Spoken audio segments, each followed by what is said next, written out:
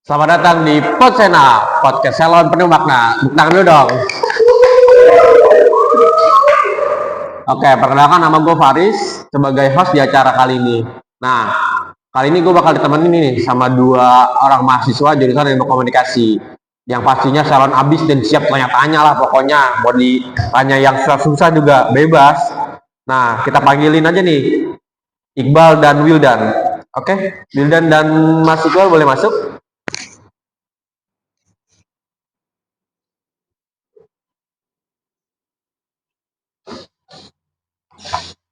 Oke, selamat datang Mas Wildan dan Mas Iqbal ya. Ya. Oke. Salam kenal. Kalian dari jurusan apa nih?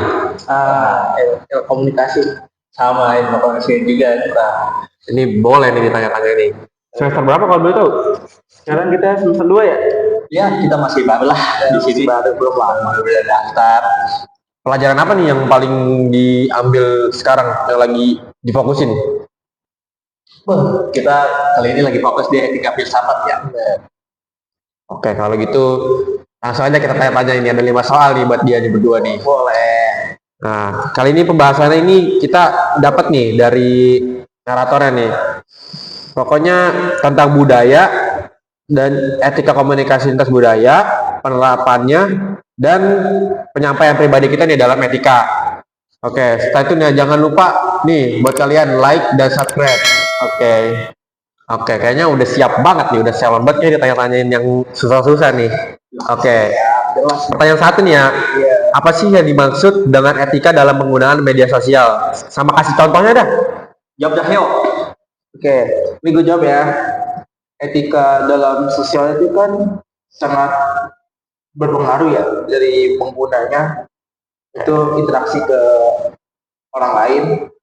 Itu biasanya dalam interaksi itu kita memberikan informasi dan juga kita tuh memberikan kayak platform media sosial kita sendiri maupun orang lain gitu. Kalau contohnya misalnya gue sama Iqbal nih lagi ada tugas, gue kasih tahu info ada tugas nih buat dikerjain buat besok, gitu. Oke.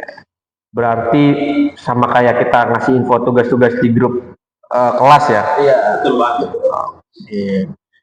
Coba kan pasti kurang detail nih kalau masalahnya cuma di media sosial, cuma di bagian WhatsApp. Coba di IG atau di Facebook tentang berita kayak gimana tuh? Contohnya misal di Jogja jadi bencana, itu kan pasti kan beritanya itu kan tersebar kemanapun ya, dari platform media sosial, dari TV maupun HP. Itu tuh sebagai informasi orang-orang biar tahu kalau bahwasannya di Jogja ini ada gempa yang baru saja terjadi dan berapa skala Yang tinggi lah gitu lah pokoknya. Nah, ini kan ngebahas etika ya. Berarti etika apa sih yang bagus digunain kalau buat menyampaikan informasi dalam media sosial? apa tadi belum Etika yang baik dan benar dalam penyampaian informasi. Contohnya seperti hoax itulah.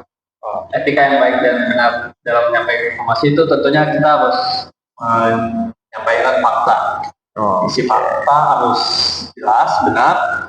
Lalu kita tidak boleh kasar untuk menyampaikan fakta. Kita harus lembut, baik, jelas untuk didengar oleh penerima pesan. Oke, intinya jangan ada rasis dan sara ya. Iya, betul banget gitu. Nah, pertanyaan dua nih, siapa yang mau jawab nih kira-kira? Gua deh. Oke, mengapa penting untuk memiliki etika dalam penggunaan media sosial? Etika untuk menggunakan sosial media itu sangat penting. Karena kita harus menghargai orang lain, lalu menjaga privasi orang tersebut, lalu kita tidak menyebabkan hoax juga. Soalnya kalau kita tidak menghargai orang lain, nanti orang lain itu akan tersinggung. Lalu untuk privasi orang nih, misal kita dimasukin nih dimasukin sama Cahil nih, si Cahil lagi ngomongin orang, tapi gue yang melihat itu cepu ke orang lain. Nah, itu melanggar etika itu. Soalnya kan itu kan ditujuin buat gua, bukan buat orang lain. Intinya menghindari perselisihan lah ya dalam media sosial. Jangan sampai kita wah bermasalah sama orang lain, jangan deh. Soalnya media sosial tuh banyak lihat orang. Nanti kita jadi berantem, banyak masalah. Udah jelas kan nih semua sama jawabannya? Keren banget nih.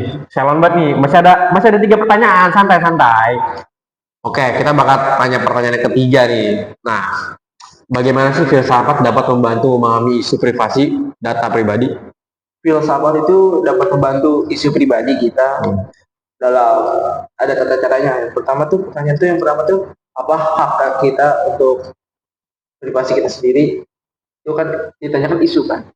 Terus yang kedua tuh contohnya tuh seperti batasan kita dalam penggunaan media gitu maupun pribadi dan juga masyarakat. Yang terakhir itu yang sejenisnya seperti itu sih. Kurang lebih kayak begitu.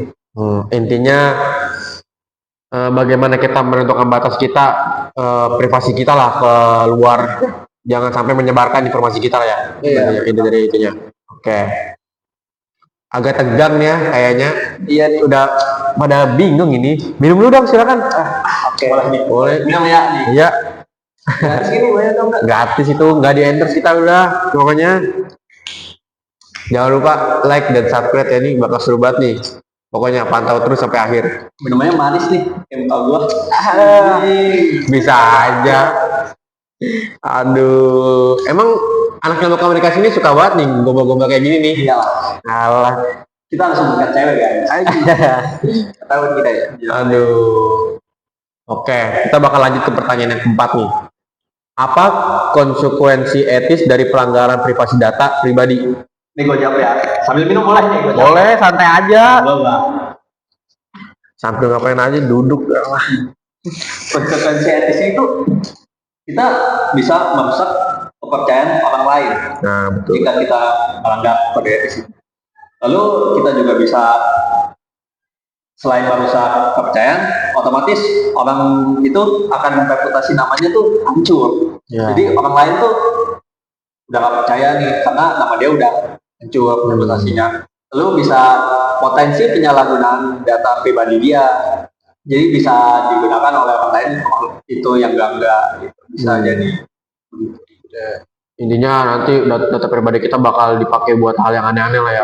Iya. Kayak buat pinjol atau apa-apa. Ini buat kalian hati-hati nih guys dalam bersosial media nih. Jangan sampai nyebarin privasi kalian kayak data lahir, terus buka jangan terlalu di-upload yang banyak-banyak dan detail lah. Apalagi zaman sekarang perkembangan AI makin kacau nih, makin parah nih. Dan jangan sampai yang cewek-cewek nih yang paling bahaya nih. Kalau misalnya upload bagian tubuh kalian nanti bisa diedit sama AI orang yang jadi dikit. Bener, jangan pakai pakaian seksi malah. Tahu. Sama AI yang ngeditnya yang ganggan di sama oknum yang Banyak bener tuh. Gue lihat Banyak banget sekarang tuh kalangan kita tuh. Wow, FYP TikTok gua. Banyak banget gila. parah emang. Serem, peragakan muka kita aja kayak seakan nyata, padahal itu enggak. Iya, padahal Iya. kan kita itu.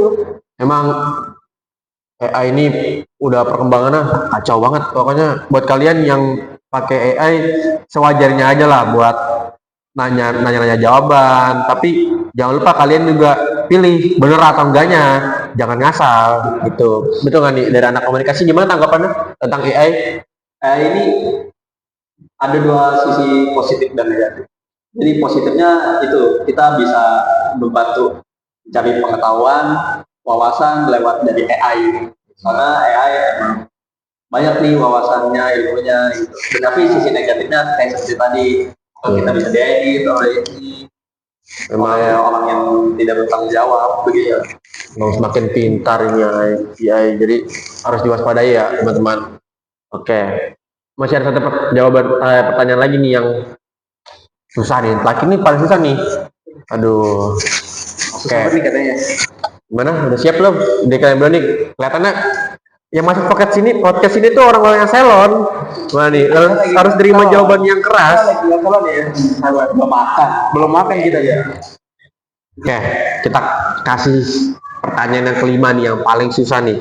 Ini tentang budaya nih. Kita kan di Indonesia kan berbeda-beda, tetap satu lah ya. Banyak budaya tapi tetap satu Indonesia. Oke, apa definisi etika dalam komunikasi lintas budaya? Aduh. Tentang lintas budaya. Ini pertanyaan Cahyo. Ini minum dulu nggak sih, Kin? Minum dulu nih. Gue jawab ya, gue minum dulu nih. Tapi gue Kan ingat lagi. tentang lintas budaya ya. Kayaknya nih pasti kita bukan tentang orang yang sama nih. Nah, Mas Cahyo nih, Mas Wildan ini dari mana nih? Asli mana nih? aslinya Jogja. Oh, Jogja. Berarti Jawa halus ya? Jawa halus. Nah, Gue aslinya Solo.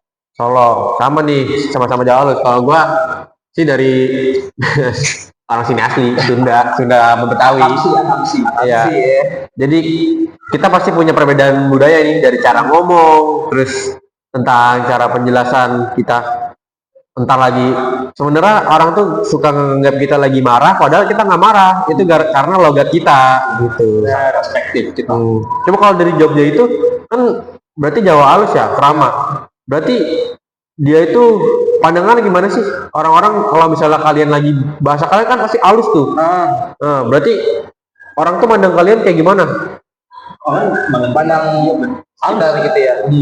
Halus sih, biasa aja. Jadi kayak orang tuh nggak kayak kaget gitu. Misalnya kayak suku Batak. Suku Batak kan nadanya emang tinggi kan. Ketemu orang yang halus, mungkin dia nggak terbiasa. Iya, nggak Awal-awal kaget gitu kan. Terus kayak ini orang kok ngegas banget sih bahasanya, tinggi banget. Padahal mah di dianya biasa, Biasa. dikitnya merasa dia tinggi gitu. Yang bawaan dari logatnya ya. Iya. Gimana nih? Coba dari Mas Iqbal. Oke, nih gue jawab ya pertanyaan tadi. Oke, mau dijawab nih. Dulu nih. Jadi tadi itu jawabannya Anda itu prinsip moral. Nah, Tapi prinsip. laku dari latar belakang kita dengan budaya yang berbeda. Saya Solo, di Jogja, Betawi. di sini nih, akan di sini. Anci abis dia mah. Latar belakang kita berbeda, tapi tujuannya untuk berkomunikasi dengan baik dan efektif dan harmoni. Itu tujuannya. Nah, oke, coba contohnya kayak gimana tuh? Karena Contoh satu aja. contoh Contoh kayak kebetulan kita kan dari 3 daerah berbeda nih. Walaupun yang satu sama-sama Jawa, tapi kan pasti beda ya nggak? Ya mungkin satu ada agak ngapak sama agak halus. Jadi coba kasih contoh dong, gimana sih kalau misalnya sama orang Betawi dan orang Jawa ini kalau ngobrol suka ada kesalahpahaman apa gitu? Salah ya. dari nada ya biasanya. Dari nada sih iya. Dari nada Kalau nggak dari nada, mungkin dari bahasanya ada yang sama tapi berbeda artian gitu. Iya, betul. Tapi emang ngaruh banget ya nada ngomong. Kayak orang Betawi tuh ngomong cepet, terus kayak seolah-olah ngegas, padahal enggak. Iya kan? benar-benar. Terus kalau orang Jawa bisa dia lagi marah, ngomongnya kayak terlalu mendok terus halus, padahal dia lagi marah, bukan lagi biasa aja, padahal lagi marah. Begitupun kayak Batak gitu kan. Jadi kalau misal kita orang Jawa nih dengan entah itu Batak, entah Betawi gitu, kita jangan singgung. Emang dari sononya dia tinggi. Gitu. Intinya harus tahu dulu ya. Iya. Tahu dulu orangnya. Tahu dulu lah komunikasi dia tuh kayak gimana sih di daerah sana dan daerah sini, pastinya berbeda lah logat-logatnya. Benar. Oke. Ini makasih nih ya udah datang ke sini. Nih udah gila sih datang di Podsena, podcast salon kita. Wah, gila. Merepotin nih. Singkatannya Podsena apa sih? Podcast salon bermakna. Salon siap-siap ditanya dan bermakna yang pastinya. Pertanyaan kita bermakna semua. Oke. Kita epic sih di sini. Sama juga ini podcast. Ya, kan belum nih. Dikit lagi nih. Palingan kalian udah mau pulang kan pastinya. Wah, kita udah berapa jam di sini nanya-nanya kayak gini. Parah sih emang. Besok tentang kita lagi. Siap. Besok kita tanyain tentang broadcasting mungkin atau tentang ilmu komunikasi yang lain Jurnalis, seperti ahli dan jurnalis. nah, jurnalis nih. Berarti broadcasting ya. Kayak kita nih nge-podcast kan broadcasting jatuhnya. Iya. Oke. Jangan lupa di like dan subscribe ya teman-teman. Nah, oke. Untuk kali ini see you next video. Terima kasih ya, bye.